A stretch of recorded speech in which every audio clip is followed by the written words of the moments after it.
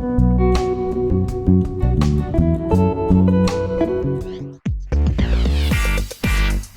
迎收睇 LCCF TV。大家好，今集巴士經典系列講一部當年為香港旅遊業作出重大貢獻的旅遊巴士。它是來自日本的原裝巴士，擁有高質素的車身及豪華座椅。當年在香港佔據重大市場及有耐用的聲譽。它就是日產大實力 RP80 旅遊巴，全日本製造，正宗 Made in Japan。來自日本的 UD 大實力旅遊巴士，很早已在香港市場佔據重要位置。日產亦是最早引入空調系統旅遊巴之一。巴士無論輪式車身、引擎、車架、座椅，也是100%在日本製造。日本巴士向來代表高質素、可靠和耐用。雖然車價較其他日本底盤、本地車身的旅遊巴士為高，但是絕對值得的。今集介紹的型號是 RP80N XR， 車身由富士重工製造，在日本原廠裝嵌完畢才運到本港。代理引入目的是看準對旅遊巴有要求的客戶，而不是當年本港車身廠。手工較粗糙，質素及耐用度可比。無大梁式底盤，日產柴油巴士的底盤設計較為特別，是在日本製的巴士之中較為少見的，所以其實日產車廠也是行得相當前瞻。一般巴士車陣都屬於樓梯式，由兩條平行的 C 字形槽鐵作為主要骨幹，再由多條橫梁連接，形成樓梯狀的底盤，俗稱大陣。而日產巴士屬於無大梁設計車陣，其車陣由一支一支不同形狀的鋼通互相焊接，而成一條複雜的車架。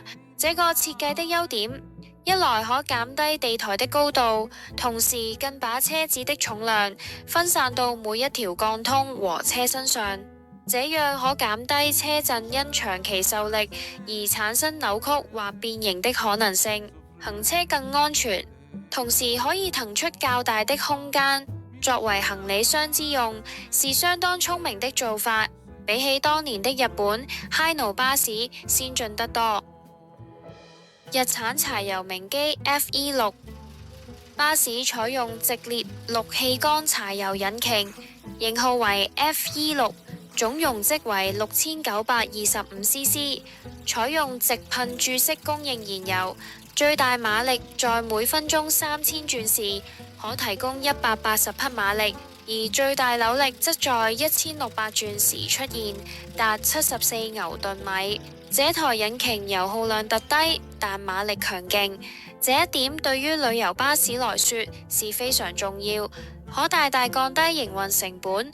此車配5前速手動波箱，而在旅遊巴上使用後置引擎，有以下好處：第一是可以減低動力因經過長長的驅動軸而損耗；第二，如是前置引擎會佔用車廂空間，令出入通道變窄，妨礙遊客上落；最後是可以減低引擎傳入車廂的噪音。配廢氣剎車系統，巴士的轉向系統是迴旋走珠式，有風由上，轉向輕盈，令車長有更舒適的駕駛環境。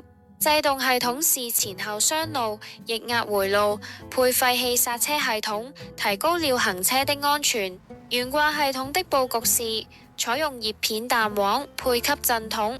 空調系統由富士重工供應，利用獨立引擎推動，是富聯常見的設計，即全車共有2台引擎。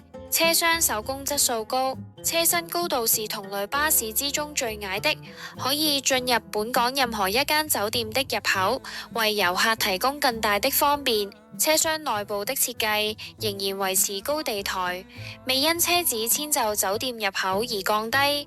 車廂可以容納43位乘客，全配高背、後墊座椅，正式日產大梳化，有多角度調校，方便旅客小休。車廂內左右兩端設有較闊的頂棚，可以放置手提行李。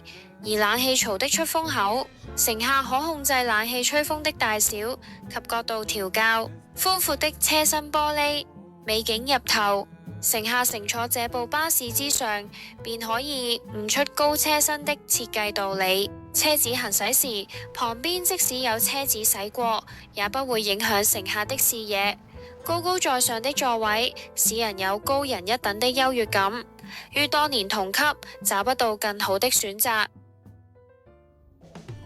多謝晒大家收睇 LCCF TV，大家記住 subscribe 我嘅 YouTube channel 啦，拜拜。